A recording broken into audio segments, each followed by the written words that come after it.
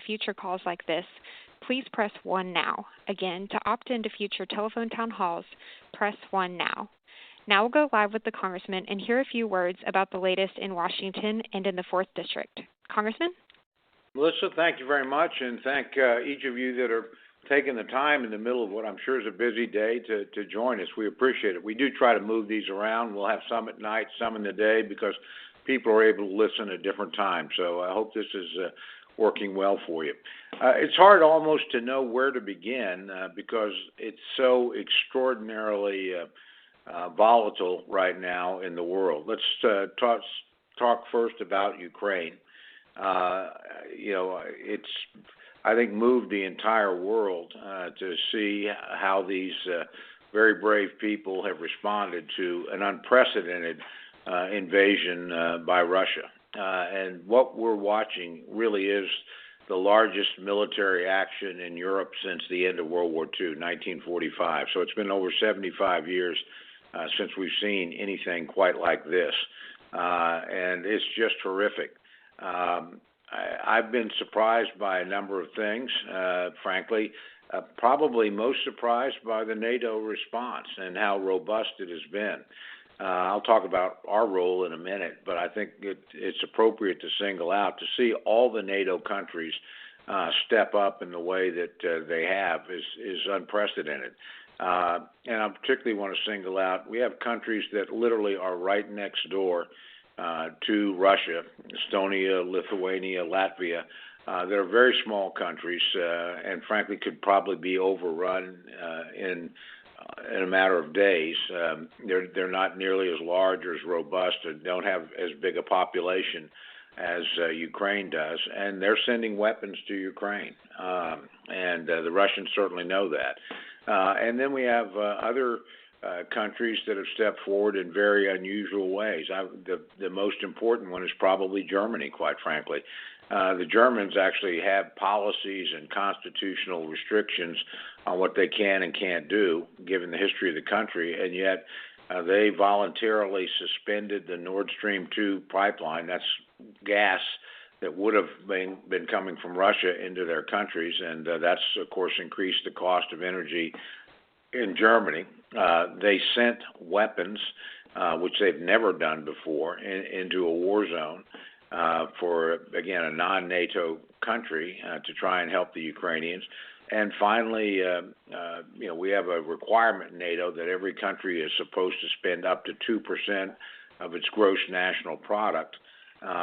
Actually, the Germans have been spending about 1.1, and were telling us it would take them until 2030 to reach the minimum agreement. They've changed that and have pledged to meet it going forward immediately. That's a big deal. Germany's the 4th largest economy in the world, so 2% of the 4th largest economy in the world actually adds a lot to NATO's firepower. And then you've seen countries that you would traditionally expect to step up, do it. I mean, the British, of course, are almost always with us. They are here again. They're very aggressive and leaning forward.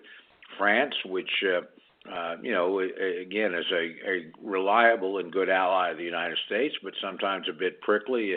You actually had the President Macron there making the point when the Russians were rattling nuclear sabers that, hey, NATO was a nuclear power as well. And, of course, the French are a nuclear power, as are the Brits, not just the Americans inside the NATO alliance.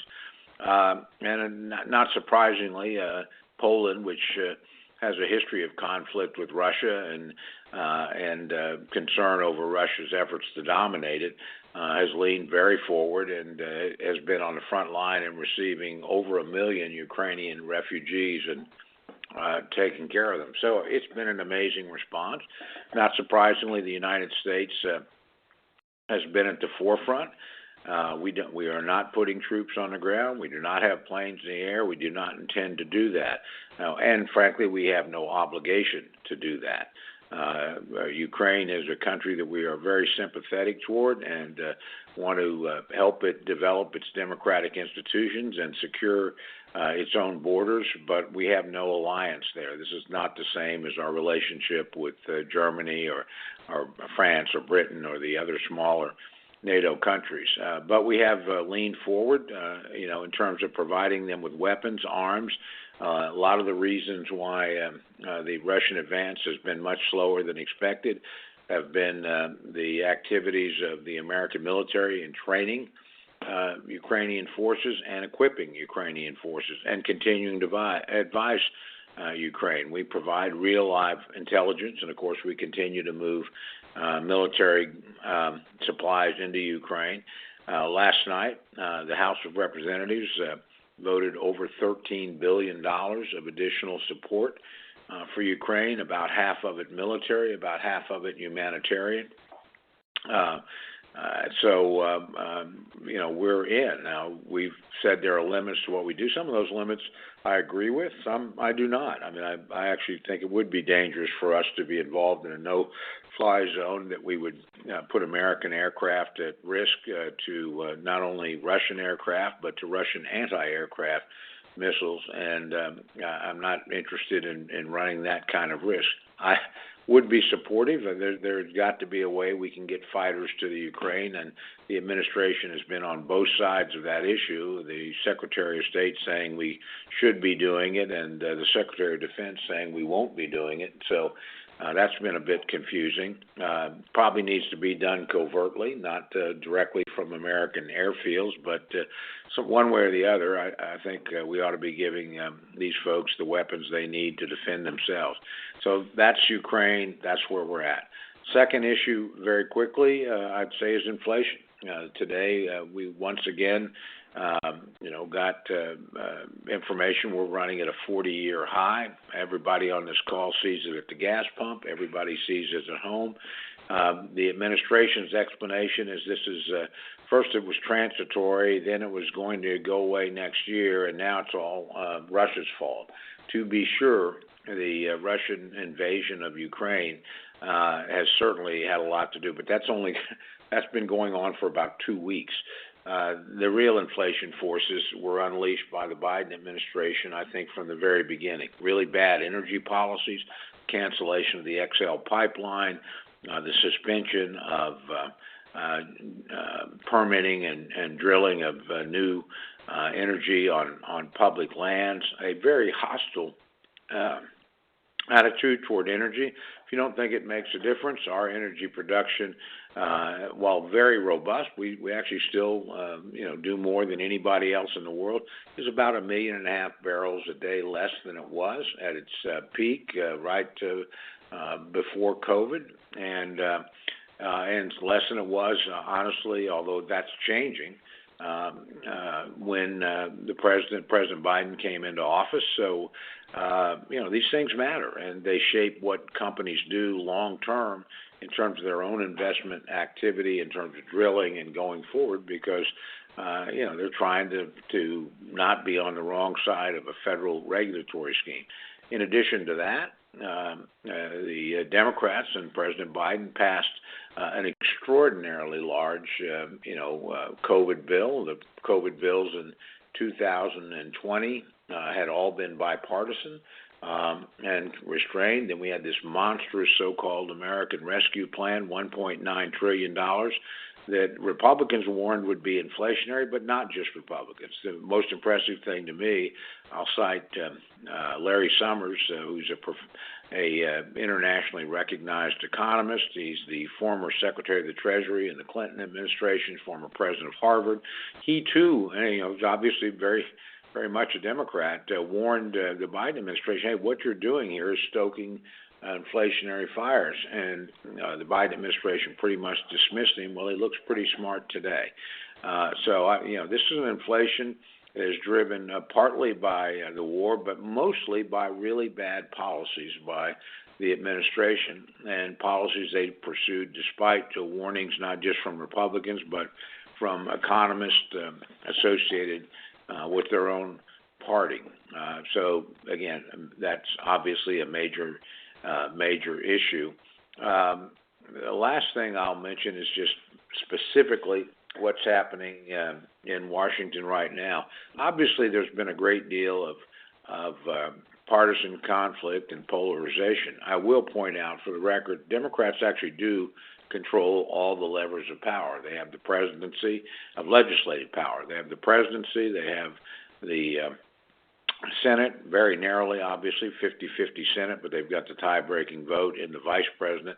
And they've got a very narrow, roughly 5 or 6 vote margin right now because of a couple of vacant Republican seats that, is close, but disciplined enough. So they're able to move. That's how they got the American Rescue Plan through. Now, fortunately, uniform Republican opposition and a couple of Democratic defections stopped the so-called Build Back Better program, which would have been even more inflation and more spending, stopped the Democratic efforts to federalize the election process. I think the Constitution is pretty clear.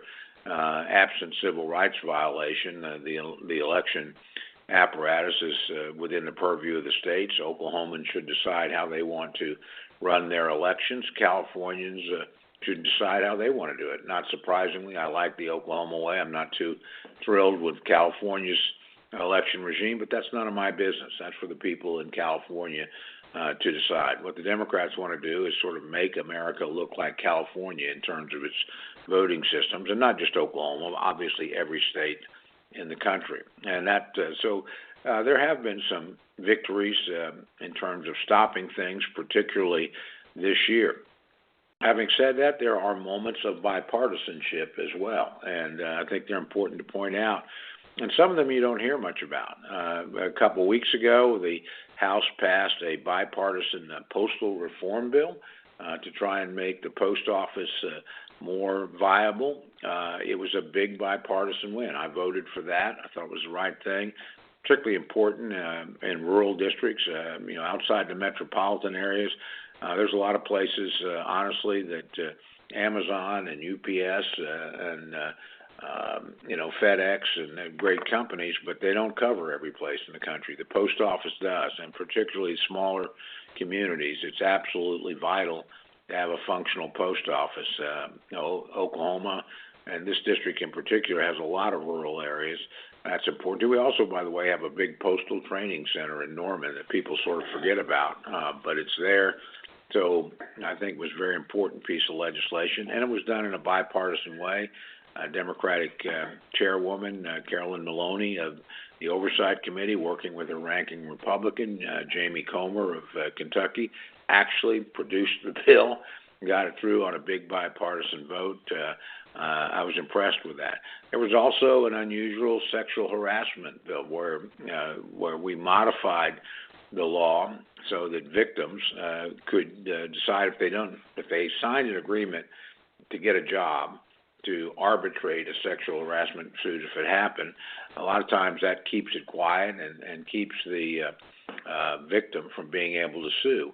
But Congress thought collectively it ought to be in the hands of the victim. They decide whether or not they want to go through arbitration or if they want to go to the court system and make it more public. That is up to them. That should not be something that's bargained away when you sign to get a job with no idea of what's going to happen to you or what might happen to you down the road. That was very bipartisan. You actually saw some of the most conservative members of the House of Representatives. I think of my good friend Ken Buck in Colorado, very, very conservative guy, Freedom Caucus member, was a big leader in this effort, and he was working with people he almost never works with, the Squad, AOC, what have you. So it was actually a rare moment where Congress worked together. That's the second example. The third, probably the most important, most immediate example, was last night. After months of inactivity, and I put this largely blame on the Senate as an institution, the House actually was moving along in the approach process pretty well last year. I didn't agree with the bills that were being passed. I voted against them all. Frankly, every Republican did. But legislation was moving. In the Senate, not so much. We got all 12 bills out of the Appropriations Committee on a party line vote last year. We've got 9 of them across the floor. Democrats couldn't pass the defense bill because they had a lot of people that wanted to cut it and wouldn't vote for it, and no Republican would vote for what was essentially Joe Biden's defense bill last year, so they couldn't bring it to the floor. Same thing was true with Homeland Security, where Democrats wanted to eliminate, a lot of Democrats, the ICE, the so-called Immigration Custom, and arm and border patrol, a lot of these things. Republicans obviously want to do more there. We have a crisis on our southern border. Again, policy created by the administration, in my view. But this year we finally got around to bargaining in good faith, and Republicans laid down 4 conditions that had to be met to provide votes that the Democrats needed to actually fund the government for the balance of the year. The first one was defense spending had to go up, and it did. It went up by about $29 billion, almost a 6% increase. A very robust and a much bigger increase than the president wanted. He originally only wanted a 1.7% increase, wouldn't even kept up with inflation.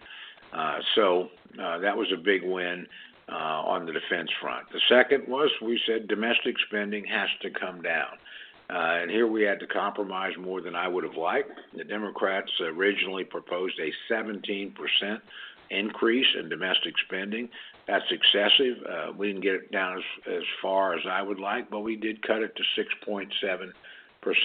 And that, I'll point out for the record, is actually less than inflation. So, we made some real gains in that battle. Again, if we have control of the House and the Senate next year, I think we'll do better. Third, the Democrats, as they wrote their bills last year and passed them through the House, stripped all of the traditional pro-life protections. So-called Hyde Amendment is the big one, but the reality is there's 16 or 17 of these things are in different appropriations bills, and what they collectively do is keep the federal government from paying for abortions except in the cases of life of the mother, rape, and incest. Democrats wanted to expand this, would have made federally subsidized abortions much more available, particularly since Medicare.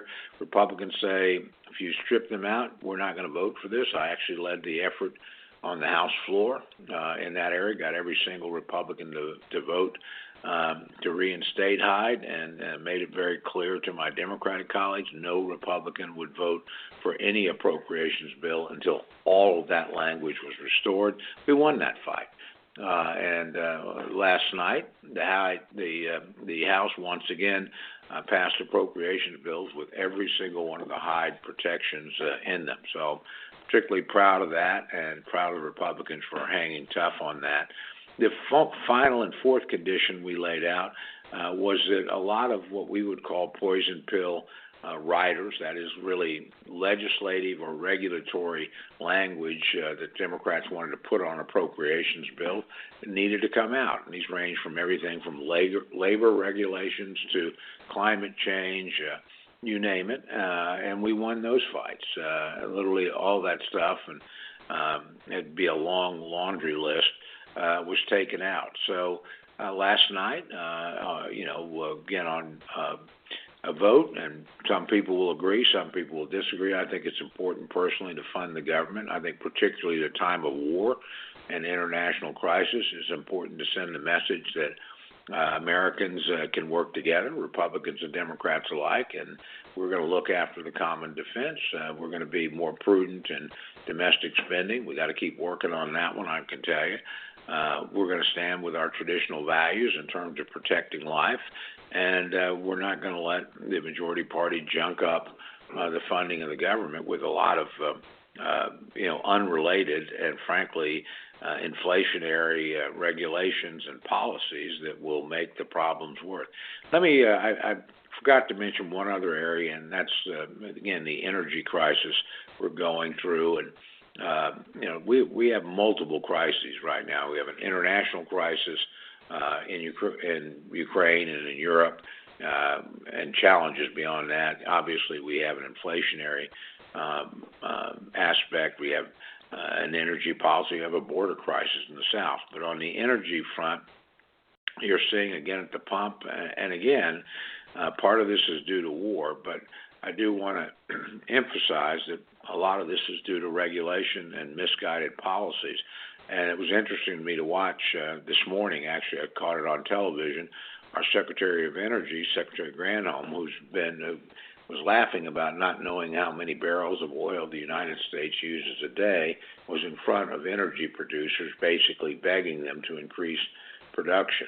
And this has been, I think, an embarrassing moment for the United States. The fact that we would send delegations to Iran, the largest sponsor of state terrorism, no friend of the United States, and beg them to do more, and go to Venezuela with a repressive regime, so repressive 4 million Venezuelans have fled their country, bitter enemy of the United States, strong ally of Cuba and Russia, and beg them, instead of talking to our own people, which I guess Secretary Granholm finally did, about what can we do to ramp up protection and in Texas and Oklahoma and Louisiana and Wyoming and Mississippi offshore, with our traditional power. Again, we can do these things. We can certainly make America energy independent.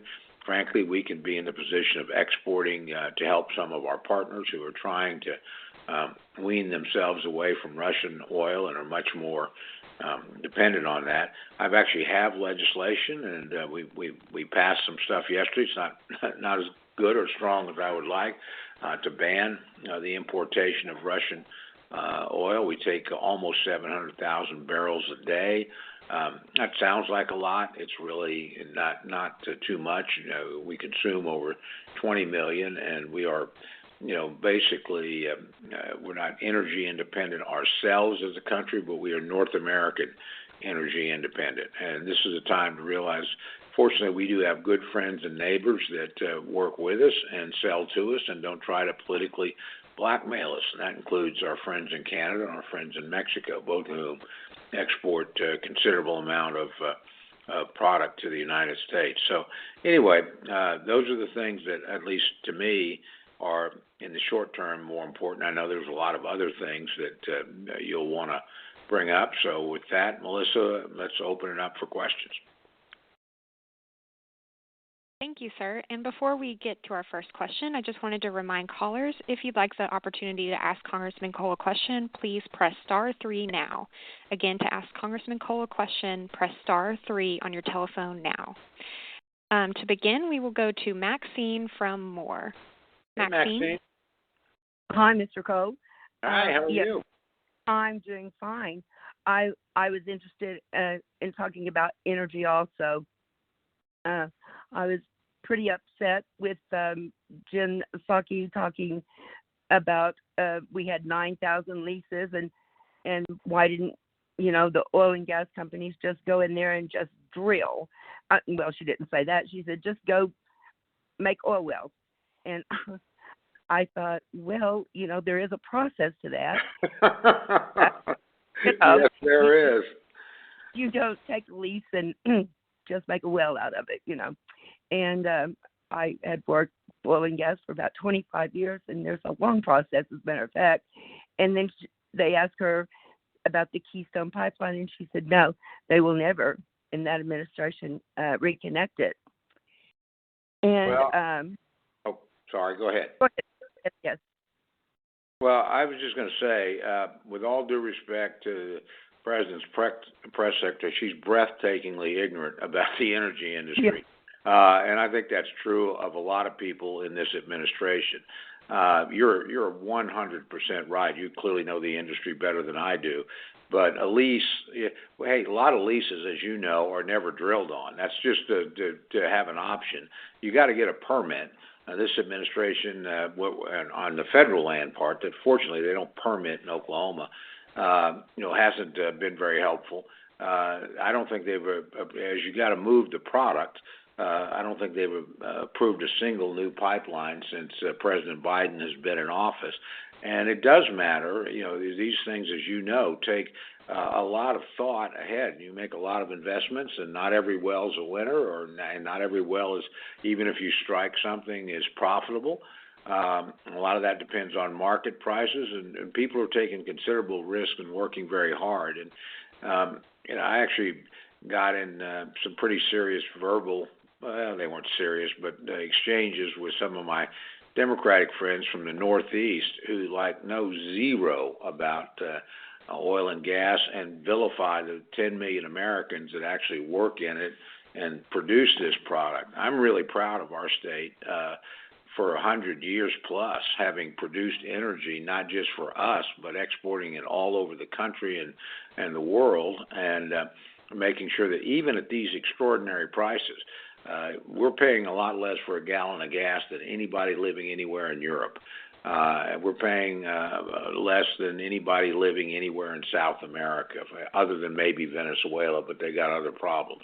And we're helping around the world. So again, our expertise here, what that industry has done, what it continues to do for our country, and honestly certainly for the state of Oklahoma, is just almost incalculable. So thank you for what you're doing. I couldn't agree more with what you're saying, and we're trying to both educate our friends and certainly resist their impulses. And that doesn't mean, by the way, I'm against renewable energy. I'm not, and I'm really proud that Oklahoma is like number 2 in the country in wind power.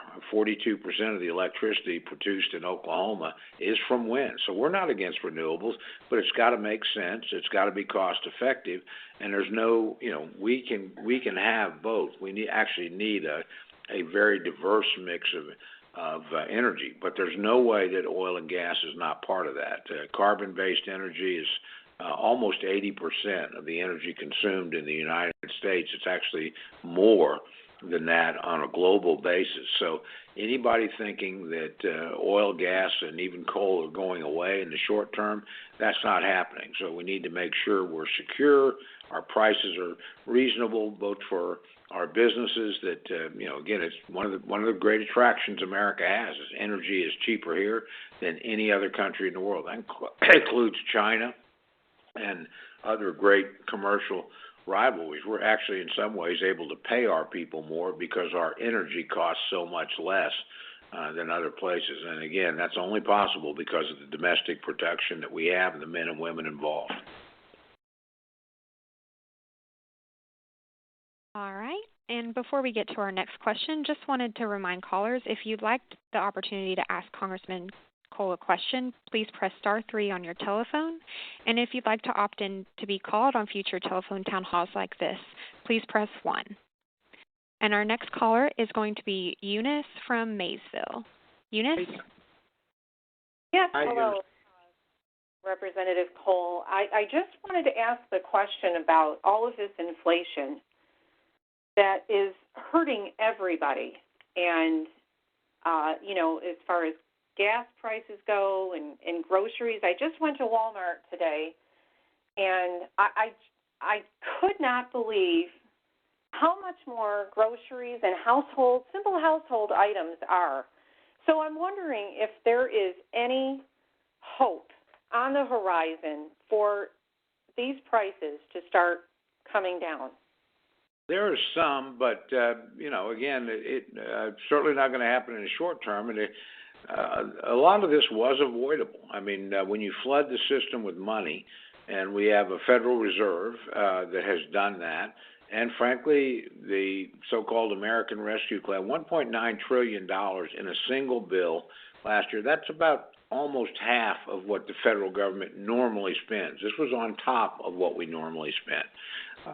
Those things are going to matter. And again, it's not like the Biden administration wasn't warned. I mean, Republicans warned, but again, a lot of economists and some very much that are historically leaned to the left and Democratic economists said this is a mistake. This is not going to be transitory. You are going to pay for this. Then you add to things that you can't calculate. Nobody knew a year ago that Russia would go into Ukraine. What does that mean? Well, obviously, Russia provides, produces over 10 million barrels a day. We're around 11, by the way. They export about half of that. That's a big part of the market. And now the supply is uncertain. The price is going up. That pushes up the price for everybody. I mean, oil is a global commodity. You haven't seen it as much in natural gas, fortunately for us. Natural gas in Europe right now is about 25 times what we pay for it in the United States. So it's amazing. In terms of the food chain, Ukraine actually is one of the largest exporters of corn and wheat in the world. And so you're going to see basic commodity prices. You're already seeing them move up, wheat and corn. The world's got to eat. And you can't take that much. There's not a lot of planning going on this spring in the Ukraine, thanks to the Russian invasion, and their ability to export are disrupted because the Russians are knocking out their ports, and that's pushing up grain prices right now. Same thing with metals, and so you have to add, to be fair, part of this is COVID related. That really did disrupt the supply chains in a lot of the world. We're working through that as rapidly as we can, but I think inflation is going to be with us for a while. I think the policies that this administration pursued have made it worse, and I think they're not likely to do the things, at least in the short term, that'll make it better. Things like, let's rein in spending more. We've done the best we can to cut the spending increases that the administration wanted, and I think we did a pretty good job when we cut it in half, what they wanted to do, more than in half, honestly, cut it almost by 2/3, and managed to keep it below the rate of inflation. We need to see more of that sort of thing. We need to see, again, the president reverse his energy policies. The first thing they should do is reopen the XL pipeline, finish it off. Most of this pipeline is built. Part of that pipeline actually runs through Oklahoma from Cushing down to the Gulf. I remember when President Obama actually came out to dedicate that leg of it. Democrats are now in a different place. But that's a mistake. I mean, that pipeline moves over 800,000 barrels, or could over 800,000 barrels a day. The Russian, exports to America are less than 700,000 barrels. We could basically replace that. Plus, the oil that's coming from Canada now, we still get lots of energy from Canada, and it's offered to replace all the Russian crude that we're going to leave, but it now comes in trains and trucks, which is environmentally very unsafe and very carbon intensive. So being against the pipeline is really an anti-green position. It makes no sense. Same thing with, again, if they'll speed up, the federal government owns, we don't see it as much in Oklahoma because their footprint isn't as big, but it owns about 20% of the land mass of the country. And, for instance, over half of Utah, I think 64%, is owned by the federal government. These are areas in the West that are very mineral rich, and basically this administration is stopping the development of both minerals and oil and gas in a lot of these areas. Now, we have pre-existing wells and things like that are continuing to produce. We have some leases, but we're not getting the permits or the ability to build the pipelines that's necessary to move the product. So we're just going to have to keep pushing them. But you're 100% right. But this was predictable. And again, Larry Summers, Democratic Secretary of the Treasury, predicted it was going to happen. Warned it was going to happen. Lots of other people did the same thing. Biden administration didn't listen. Democratic House and Democratic Senate didn't listen, and now we're here dealing with the worst, inflation in 40 years. The last time we dealt with something like this, it took a recession to break the inflation. I'm not going to predict a recession. I hope we don't have a recession, but we're a lot closer to one today than we were a year ago. And I remind people that we had 3.5% unemployment pre-COVID and less than 2% inflation. In other words, the economy was roaring along, people were doing well, and yet prices were very stable. Growth alone doesn't ignite inflation, but it does when you pour in all this unrestrained spending and you limit your own productive capacity by pursuing policies that are anti-energy. It's just dangerous, and that's what this administration has done. If you're my age, it's like living through the Jimmy Carter years all over again. I've seen this movie before. It doesn't end well. Thank you, sir. And next we will go to Joe from Lawton. Joe? Hey, Joe. How are you? Great to talk to you again. We're honored that you take time for these town halls to listen to our comments, and we're blessed to have you as our representative. Well, thank you. You're very kind. I appreciate that.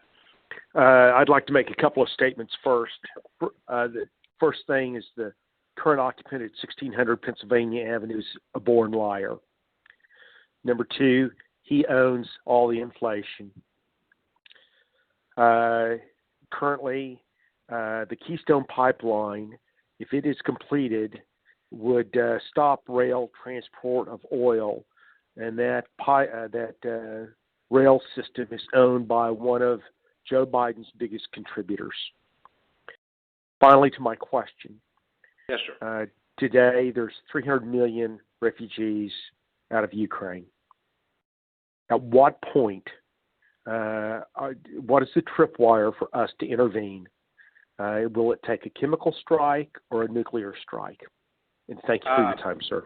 Yeah, well, thank you very much. And again, on the energy front, couldn't agree with you more. And just, you may have misspoken. There's about 2 million refugees. Ukraine is a country of about 44 million people.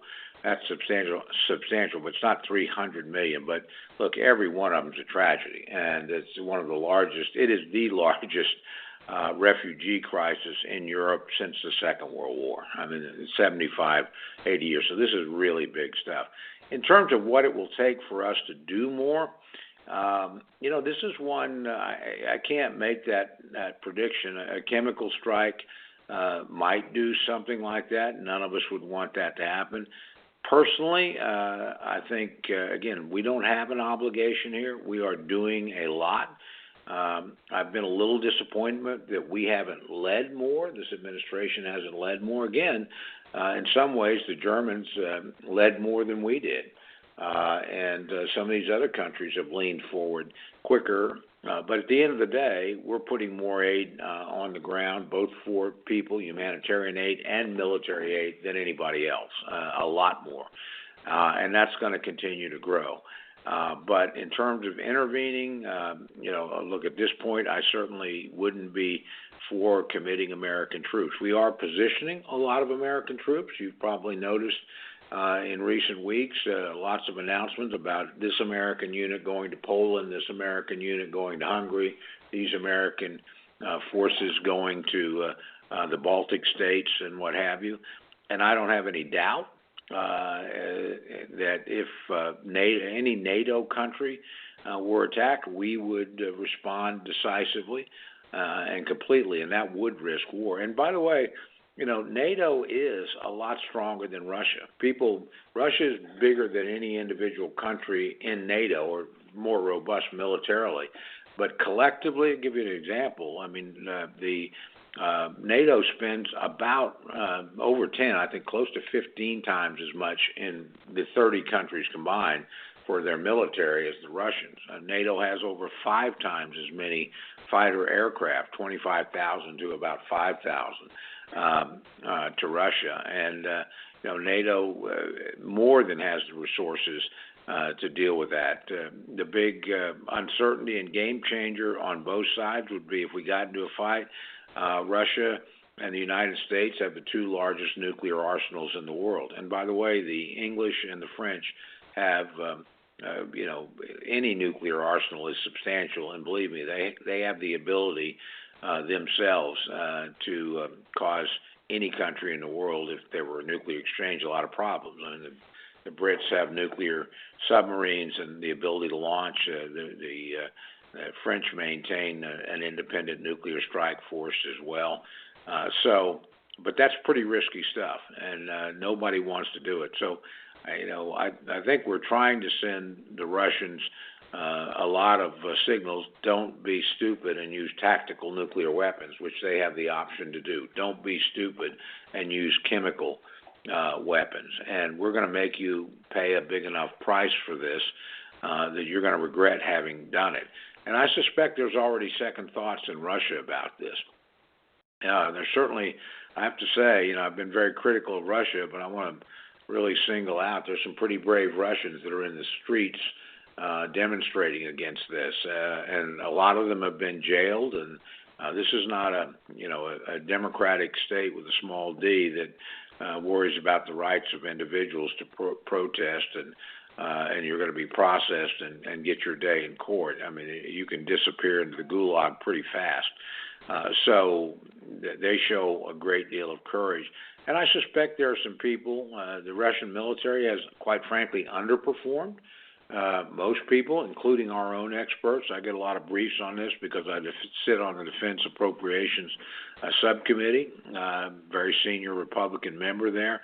I can tell you that pre-war predictions of how quickly the Russians would be able to overrun Ukraine have all been spectacularly wrong.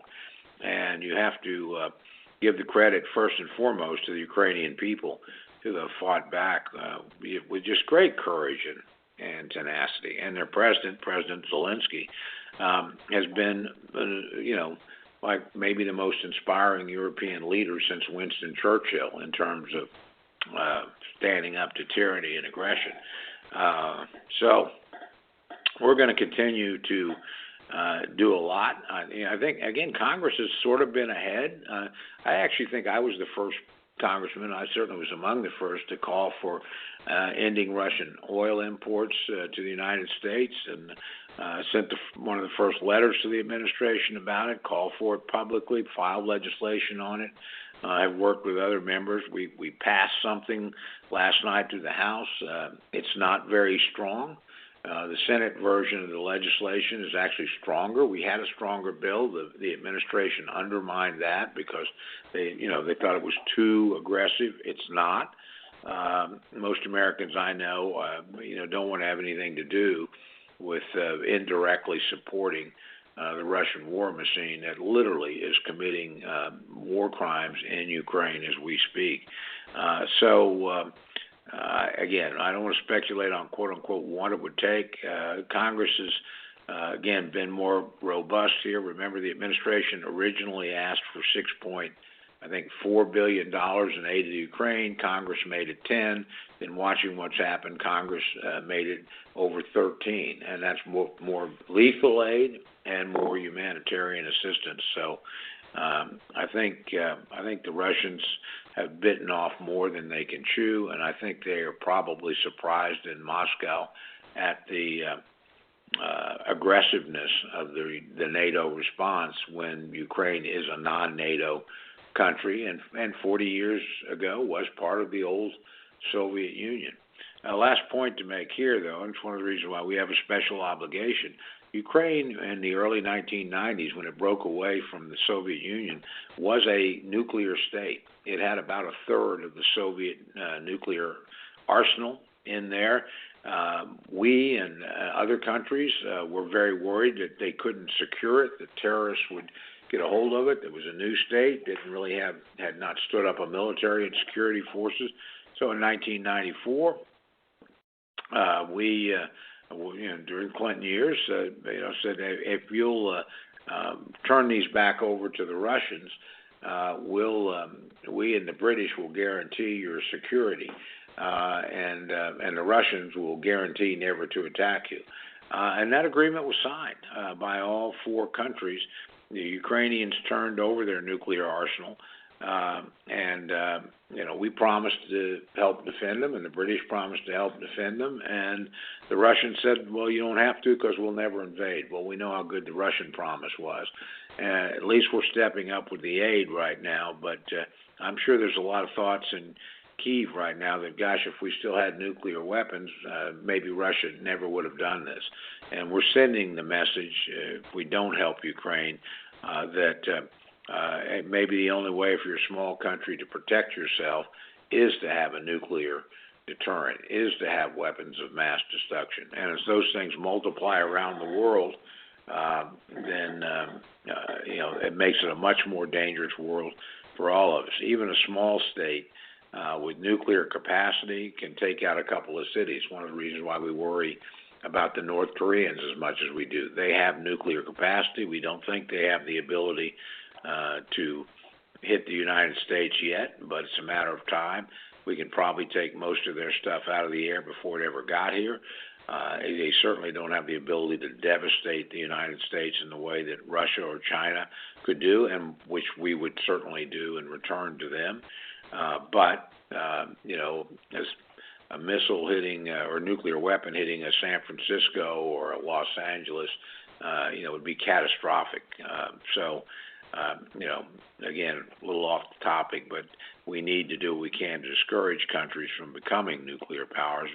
But watching a nuclear power do what the Russians are doing now will make other countries think about becoming nuclear powers. And there's a good 30 or 40, there's, I think, 9 nuclear powers in the world today, but you could have 30 or 40 in the blink of an eye. Countries like Japan and Germany clearly have the capacities, but other countries that are smaller and less stable have the capacity to do something as well. That's dangerous for the world. And so, again, teaching Russia that it can't do what it's doing now should be a preeminent aim of American policy, because, again, it will frighten other countries into becoming nuclear powers, not to mention just the danger.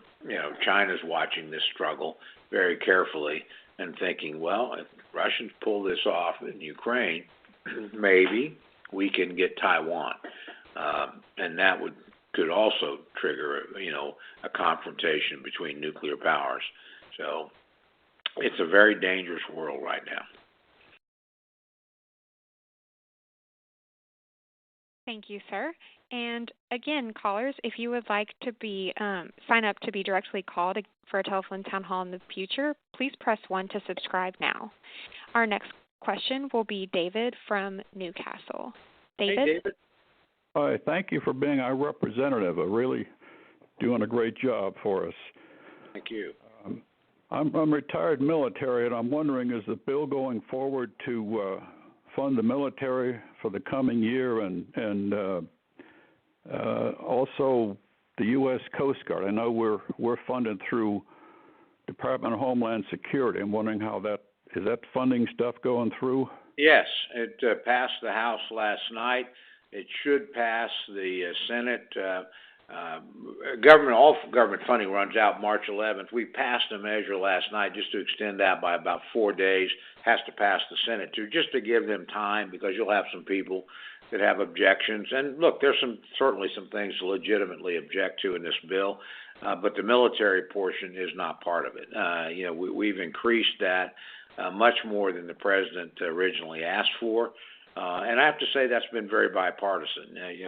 The way the legislative process works, you both authorize the money, that is, you say this is what we're going to spend, but it has to pass the Appropriations Committee, and they actually cut the check. I sit on the Appropriations Committee, and both authorizing committees, the House Armed Services Committee and the Senate Armed Services Committee, actually came in about $25 billion above what President Biden asked for.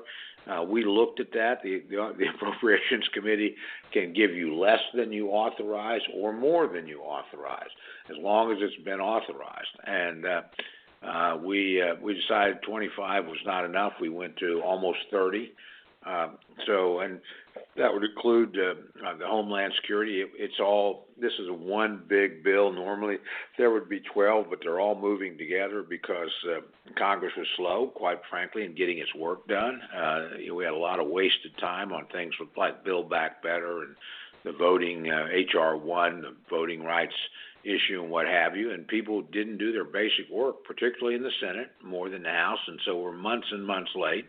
But it's finally coming. So your concerns about funding are, I wouldn't say you're going to be addressed fully. I don't know, what number you think is the right number, but I can tell you there is a substantial increase for the American military, including the Coast Guard. So not just in the defense budget, but certainly in the Homeland Security budget as well. So we're going to continue to work on that. Coast Guard, as you know, plays an extraordinarily important role in drug interdiction, and we focus on the land border, but a lot of stuff comes into the United States illegally by sea. I've been down to Colombia before, and seen literally submarines that are built to carry cocaine into the United States that have been seized by joint operations between the Colombian Navy and our own. We fortunately have a friendly government there, but there's still a lot of narco traffic, throughout South America, and it's amazing. But the Coast Guard, first line of defense, and there's actually some additional money, I think, too, for we're way behind in cutters. Ice cutters, because we see an expansion of Russian activity in the Arctic now. So that's a little off the subject, but the funding is moving and should happen no later than March the 15th, hopefully earlier.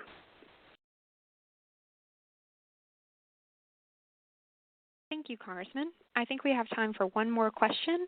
We will go to Adele from Oklahoma City. Adele? Hi, Adele. Yes, I think, Tom, you pretty much answered a lot of my questions, but the main one was, why don't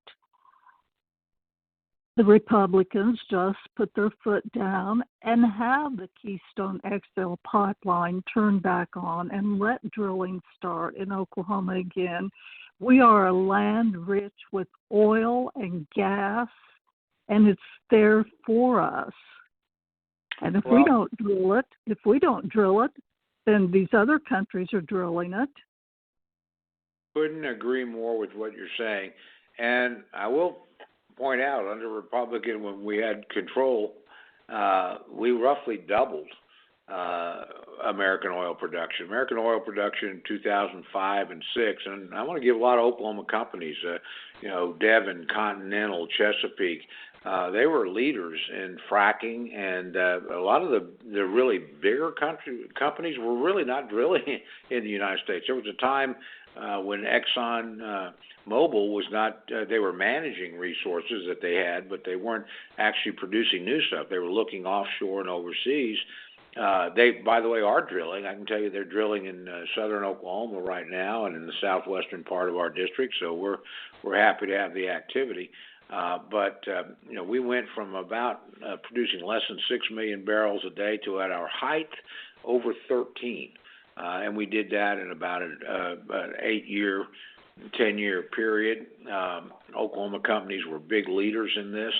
And we're still producing at 11.5 million barrels a day, which is over any other country in the world. We were now the leading producer. We produce more than Russia. We produce more than Saudi Arabia. We also, though, consume a lot more than anybody else in the world. We're a more robust economy. We're a country of 330 million people. But the Republicans have actually led the charge on this politically, although I want to let's be real. The real people here are the people in the business itself, the people in oil and gas that made the investments, that built the workforces, whatever. And government can either help them or it can hurt them. Frankly, when we had Republican control of Congress and a Republican presidential administration, we were very helpful. The Democratic view is that fossil fuel is all bad, even though we've lowered emissions while we've increased fossil fuel use, and natural gas gets a lot of credit for that. We're one of the largest natural gas producers. I think we're 2 or 3 of the 50 states in the country. We're about number 5 in petroleum. So we have a very proud history of being leaders in oil and gas. Matter of fact, the University of Oklahoma, which is in this district, is the site of the first petroleum geology school in the world, is in Norman, Oklahoma. So we're pretty proud of what we've done over the years and what men and women have done. But government needs to facilitate what they do, not make it more difficult. Refuse to give leases, refuse to give right-of-ways for pipelines, stuff like that. Again, I don't expect us to be pushovers, and I expect us to make sure things are done in an environmentally responsible way. But fossil fuel production is part of the answer to both climate change and certainly to energy independence. It's not part of the problem. You need time to develop other sources of energy. Again, as I mentioned earlier, we're good at that in Oklahoma. We've been a leader in wind energy in particular, but other phases as well. But that doesn't mean we're trying to replace oil and gas. We're trying to complement it and diversify our system. But you don't have to worry where the Republican Party is on this, but it can't run the executive branch with a Democratic president. I mean, that's and a lot of these decisions are made by appointed officials. Nor do we get to run the Congress when the Democrats are in the majority in the House and the Senate. They took that majority in 2018. They barely held on to it, really, in 2020. We actually had Republicans picking up House seats, although we lost seats in the U.S. Senate. And the American people will make another decision about this in November. Again, they'll speak on whether or not they think the first 2 years of total Democratic control. And that's what we have now. Now, fortunately, our system in the United States is one of checks and balances.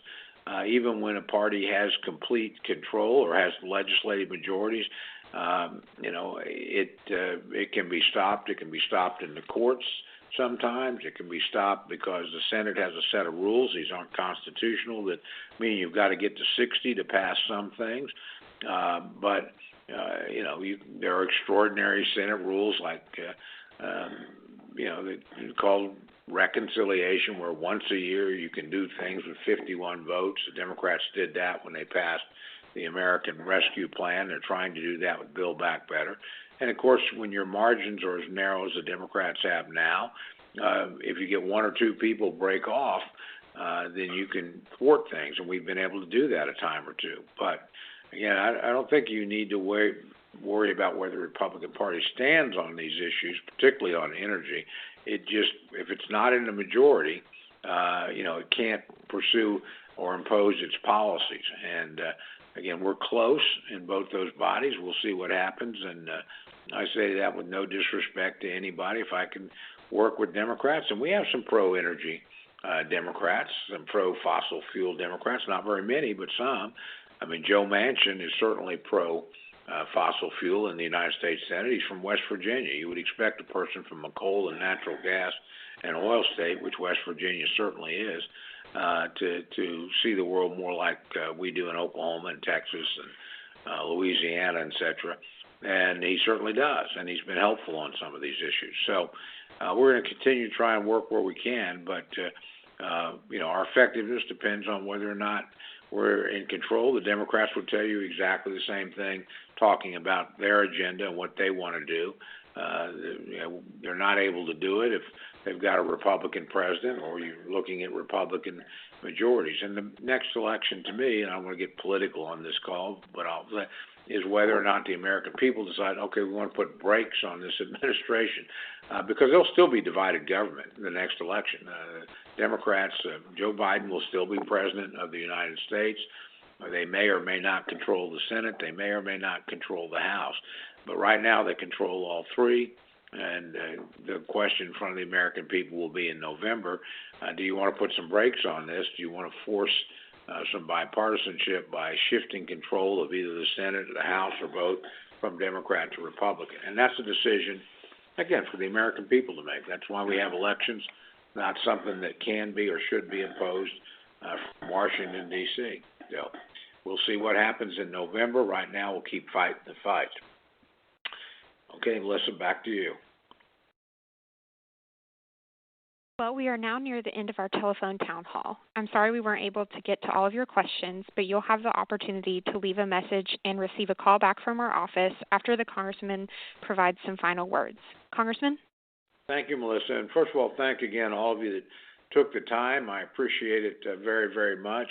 And we really do pay attention to the comments we get in town hall meetings, teletown hall meetings like this, town halls when we can do them, and certainly very interested in hearing from you by email or phone or letter or however you want to contact our office. I literally get a report every week. Okay, these are the calls that have come in. These are the subjects that people are concerned about. How should we be responding? So we're very open to your input and suggestions and criticisms, and that's fair too. So please do that. I do think that in closing, we are in an extraordinarily challenging time for the country. I do think this is a period of crises that we were not facing a year ago. We have moved from energy independence to a measure of energy dependence. That's due to policies adopted in Washington, D.C. by the Biden administration and a Democratic Congress. We've got a crisis on the southern border where the number of people coming across and the number of drugs coming across and the people that are being trafficked, usually young women, usually for sexual exploitation, have quadrupled in a matter of, a year because of getting rid of policies of the previous administration. We do, obviously have this extraordinary inflation issue, which is a tax on every American. And I will tell you, you can look at the data from this morning, while wages have gone up, they haven't gone up as fast as inflation. So that means everybody in America, on average, not everybody, got a pay cut. And certainly if you didn't get a pay increase, your purchasing power is less than it was. So it's harder for you to get a gallon of gasoline or a loaf of bread or, milk or eggs or anything else. And that's, again, I think largely due to policies. And I would argue that what we're seeing in Ukraine is also a result of bad policies. The president bungled the Afghan withdrawal, and I thought leaving, honestly, was a mistake. A lot of people, Democrat and Republican, thought it wasn't, and that's fair enough. That's a fair argument to have. But turning back a country of 38 million people to the same people that hosted Osama bin Laden, I think was extraordinarily short-sighted and runs the risk of more terrorism. But the Chinese and the Russians watched that, and they saw us turn and walk away in 20-year commitment and said, well, if they'll do that, maybe they won't do anything in Ukraine. Maybe they won't do anything in Taiwan. Maybe America's in retreat. And that's very dangerous. I think we sent the signals to Putin, and he used them.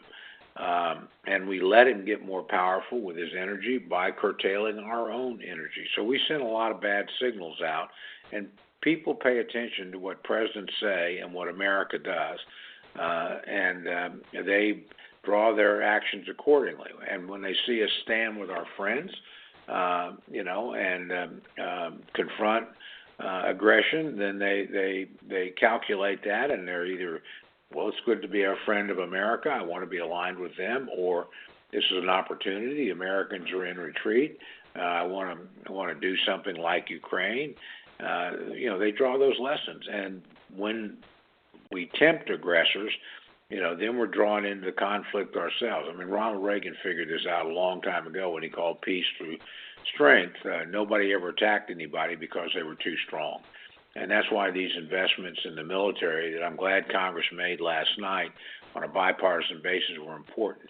We've begun doing that several years ago, honestly, during the Trump administration, expanding the military. And I can tell you, literally, we got new weapon systems coming to Tinker Air Force Base in Fort Sill that will be deployable. And, our district obviously is a big military district. The two largest single-site employers in Oklahoma are Tinker Air Force Base and Fort Sill Army Post. But, we need to continue those kind of developments. So, I know I'm rambling on a little bit here, but these crises around us are real. I think they'll take decisive leadership by the president, which I've not seen as much of as I would like, and decisive action by Congress. And I've not seen as much of that as I would like. But I was pleased to get the budget last night through, and hopefully the Senate will follow in short order. And again, we achieved our objectives in terms of lessening the amount of domestic spending, increasing defense spending, protecting life, and getting rid of some really bad policy that would have even further undermined our energy independence efforts. So we'll keep fighting the fight. And again, thank you for taking the time to joining us today. And we look forward to continuing to hear from you and try to respond to your needs and your concerns in the weeks and months ahead. Thank you, Congressman, and thanks to those who joined today's call. If you would like to leave a message, just stay on the line and follow the prompts. Again, if you'd like to leave a message, please stay on the line and follow the prompts.